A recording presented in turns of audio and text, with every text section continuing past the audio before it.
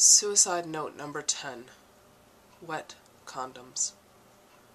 Dear Blank, if I start this off by saying he takes his wet condom when he leaves, then it's more about him, less about the desire for evidence, more about trust, less about the edge of the mattress and the falling sky, less about the moment the litany turns to shatter inside the overhead light, or the last time I saw my mother, more about a zygote in the toilet or an infant he and I might have held, less about the neighbor taking out the trash under my window, less about the burn in my stomach.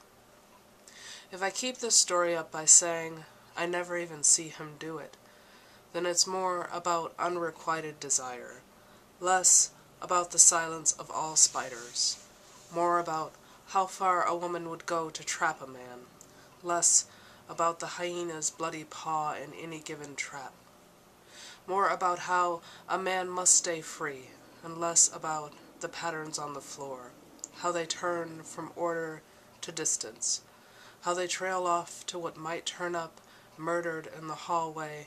It is more about what anyone wouldn't do to be a mother, less about the old man on the balcony in a coughing fit.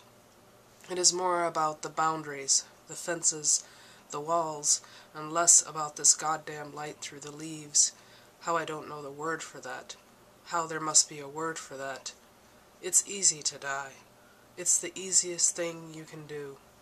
And if I end this by saying I looked for it, everywhere, then it is more about what I wouldn't do to stay alive, less about wanting to remember someone was inside me.